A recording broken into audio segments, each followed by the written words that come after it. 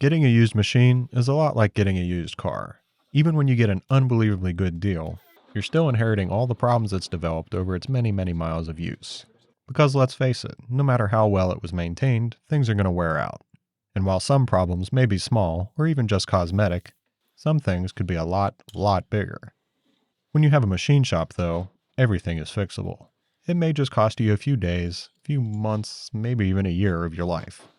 But before I jump to any conclusions, a thorough analysis is in order. Today, I'm going to quantify exactly how screwed I am.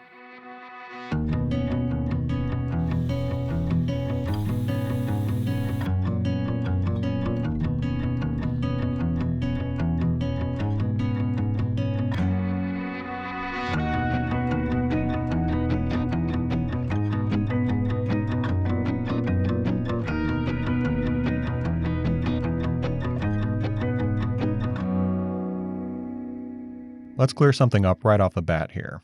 Why do I need a second lathe? Isn't my first one good enough? Well, it actually comes down to a simple mathematical proof.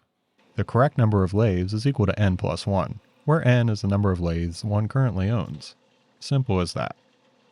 What, you want a real answer? Well, technically speaking, my old lathe can do just about everything this new one can. But what makes it special is how it does those things.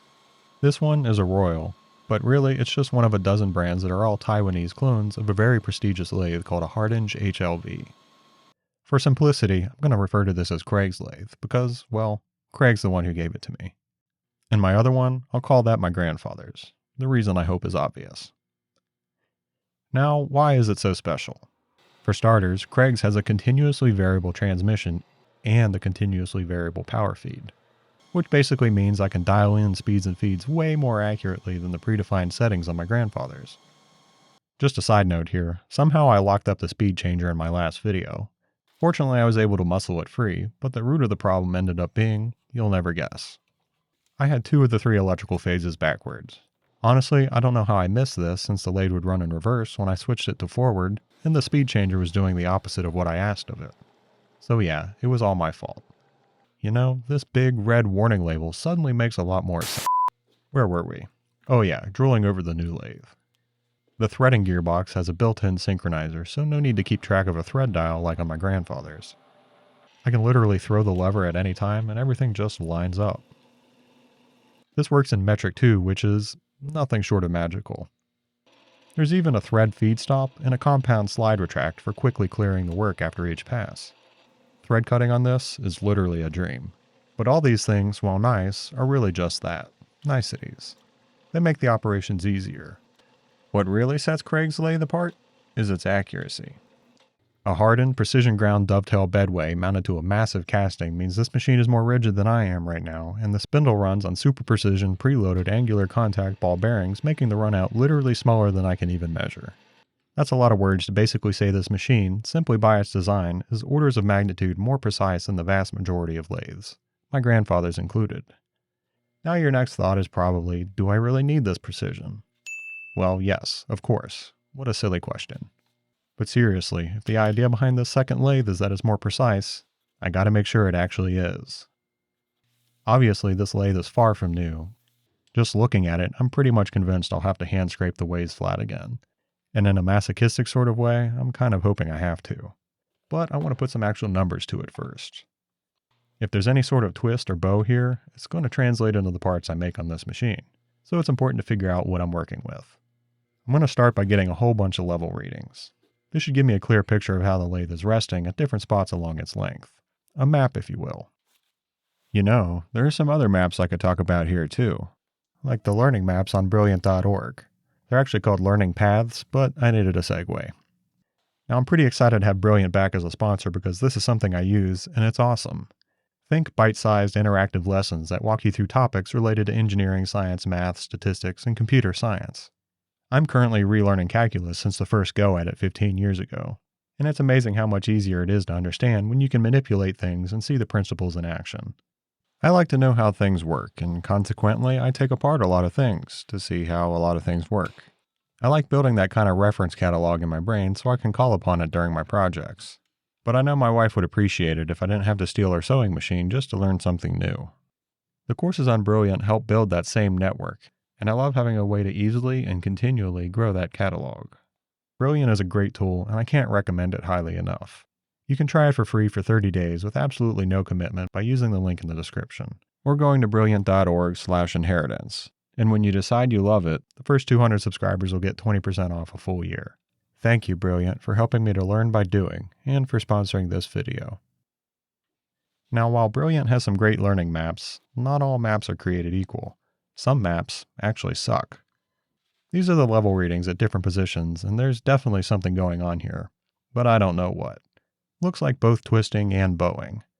Unlike other lathes where you can use the leveling feet to correct the twist or bow, this lathe sits on 3 independent ball mounts on the top of the base cabinet, so no outside forces will stress the casting.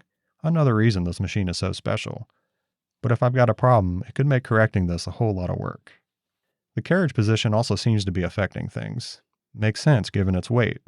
What I can't tell for certain though is if the whole machine is moving, or if the weight is causing it to twist and bow even more. So I'm going to need another way to measure this. A way that doesn't matter if the machine is level or not.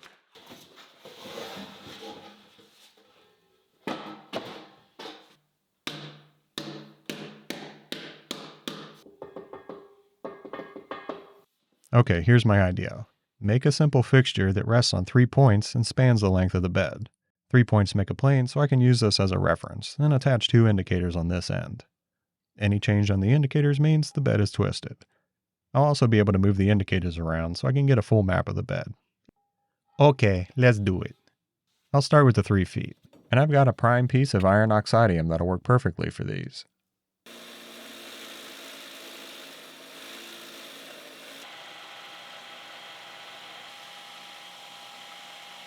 I'm really just winging it here. The only important part is these are long enough to clear the cross slide on the lathe. But that doesn't mean they can't be at least a little fancy.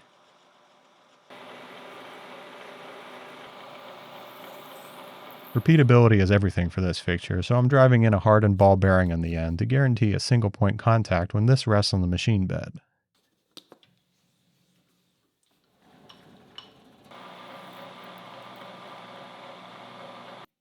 The other end gets an M8 mounting hole. Then over on the mill, I'll drop a couple wrench flats on here so I can tighten them in place. And that's the third leg ready for action. Who is writing this shit? I'll lop off a couple M8 screws and we can get these mounted.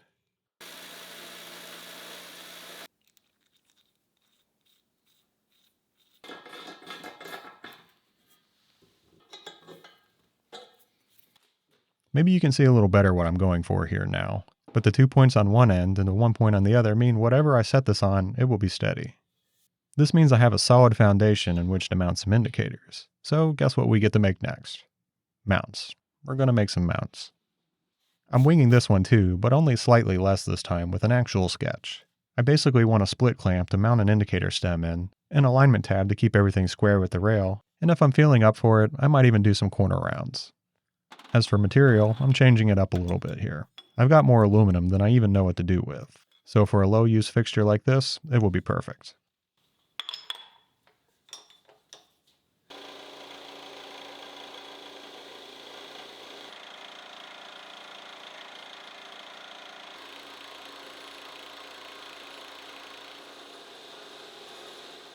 I always love it when I can find a way to machine multiple parts in a single setup, like the alignment tabs that will be on the backs of these clamps, and the through holes for the mounting screws. That blowout on the edges isn't going to cut it though. Makes this look about as thought through as it actually was, and we can't have that.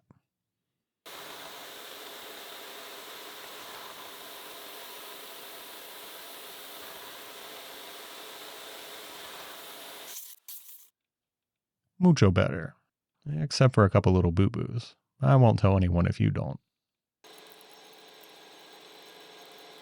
This side gets drilled and reamed holes for the indicator stems. Then, after distributing the appropriate number of chamfers, which is all of them by the way, it's time for some choppy.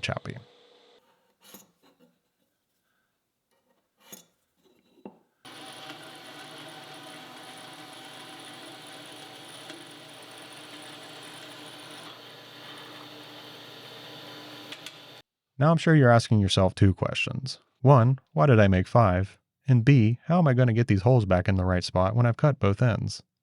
Well, I've got a little trick up my sleeve. Using a gauge pin literally in the hole, I can set this against the side of the jaw, use the edge finder right on that pin, then just offset the correct distance to mill the face to size. And then just use the same setting to cut the rest. And the other side is just a matter of milling it down to length. Okay, now we've come to a decision point. Before I cut the clamping slit, I need to decide if I want to put some completely frivolous and non-functional corner rounds on here. Who am I kidding? Of course I do. I'm always looking for an excuse to use my radius fixture.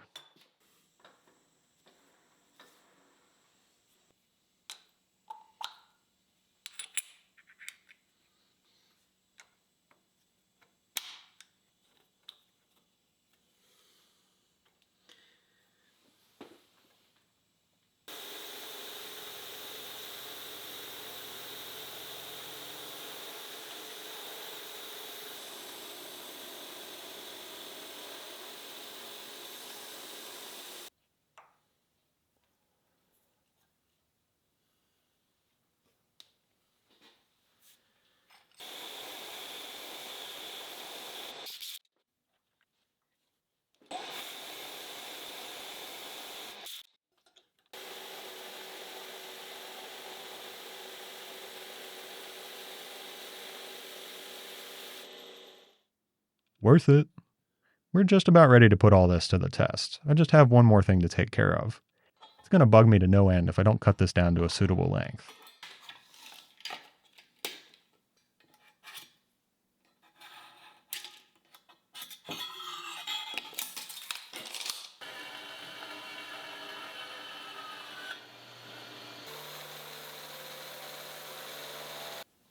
That is the dullest f***ing mill what the hell?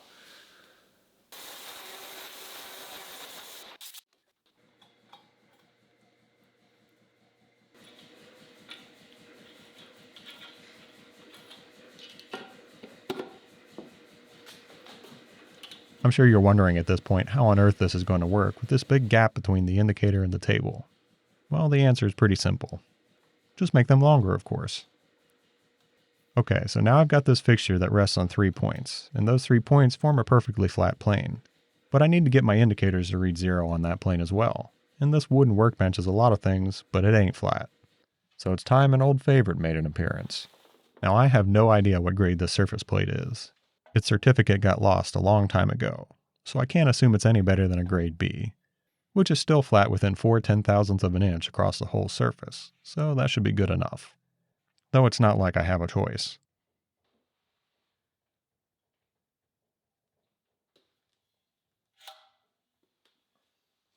Now for the moment of truth. How flat is the lathe? Wow, really? Less than 1,000th change on either side. That is really freaking good, actually. Everything seems to indicate that there's a backward twist at this end. That somewhat jives with the level readings from earlier, too. Interestingly, though, moving the other end affects this reading. Favoring the back straightens everything out, while favoring the front reveals the twist again. So maybe all I'm seeing here is some wear on this front edge. It's the area that carries the most load and sees the most use, so that makes sense. Actually, running a tense indicator here shows how bad it is. You can see a pretty sudden drop from the fresh section to the worn section, where you don't see this much of a change on the back edge. So yeah, it looks like some pretty good wear in this area. What I'm curious about now, though, is if the weight of the carriage affects things.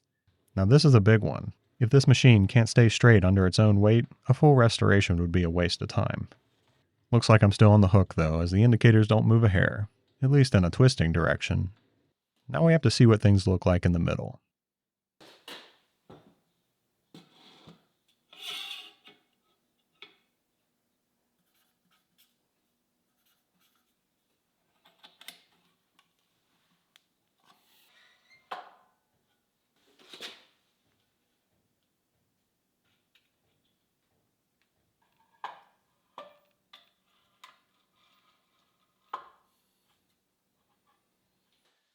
Well, this is even more surprising. I was certain I would see some sagging in the middle, but again, the needles don't even reach the first tick mark.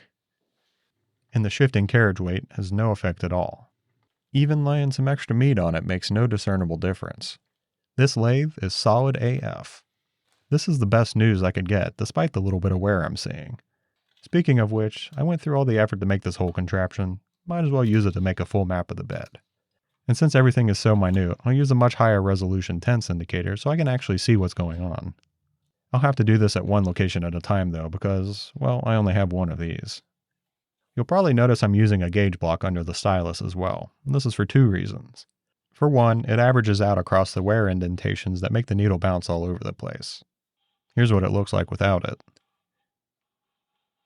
It's the same logic for putting shim stock under the 3 ball feet. The second reason for the gauge block is it lets me set the stylus horizontally. If there's any appreciable angle to it, I'll get something called cosine error, which basically means the readings will be worse than they actually are, by a factor of the cosine of the angle as a matter of fact.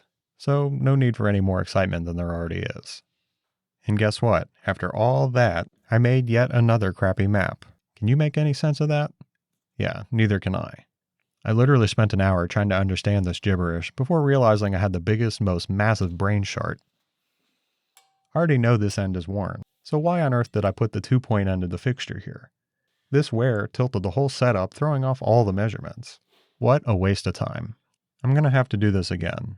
Only this time I'll be smart and put the 2-point end of the fixture on the lesser worn side of the bed. You know, it's kind of alarming how it didn't even occur to me to flip this fixture. It's such a simple and now obvious change to make. But somehow it was so cemented into my brain that I didn't even question it. I'm sure there's a psychology person out there that could tell me what kind of cognitive bias that is, but whatever it is, it's scary. Now that is an amazing map. Basically zeros across the back with a very obvious dip of 7/10 on the front edge near the spindle. I shouldn't be this excited. I mean, it shows there's appreciable wear on this lathe, but just look how clearly we measured it. This is just beautiful. The other thing this tells me is the bed is also dead straight. No twisting or bowing, just a little wear. And I can work with that. But this isn't the only way this bed could be worn. The dovetails on either side need to be straight and parallel as well. Fortunately, this one doesn't take an elaborate fixture to measure. The carriage is kept straight with these dovetails, and the play between the two can be adjusted with a gib. Here's one you can actually see from the compound slide. It's basically just a tapered piece of metal adjusted by a screw. And moving it back and forth sets the distance. So back on the lathe, I'll run this down to the end where I probably have the least wear and the dovetails are the widest. I'll adjust the gib while rocking the carriage until I see the play on the indicator disappear. Then run it down to the other end and see how it behaves.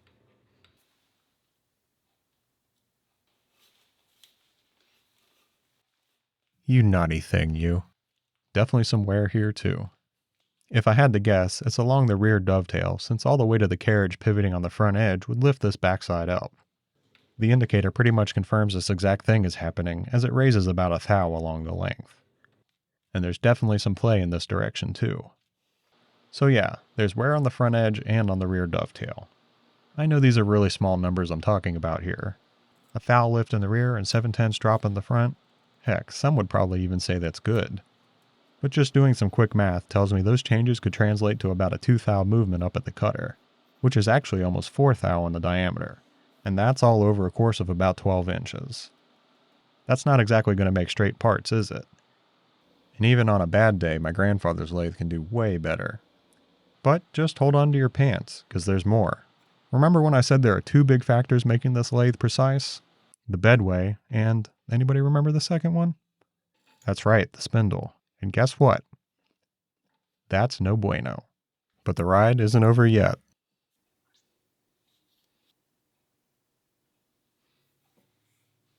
To everyone gasping at your screens right now, trust me, I know. It's so bad it's almost comical.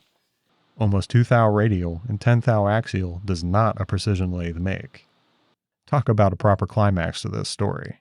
I don't know if there's some preload adjustment on the bearings inside that could help, or if they're just completely roasted. I suspect I know the answer to that. One thing is certain though, I've got my work cut out for me. And I'm completely serious when I say this, I'm looking forward to it. I actually phoned Craig once I discovered the true condition of the lathe, and of course being the nice guy that he is, immediately felt terrible for giving me a machine in such a condition. But I assured him that I was still more than grateful and invested in the rebuild.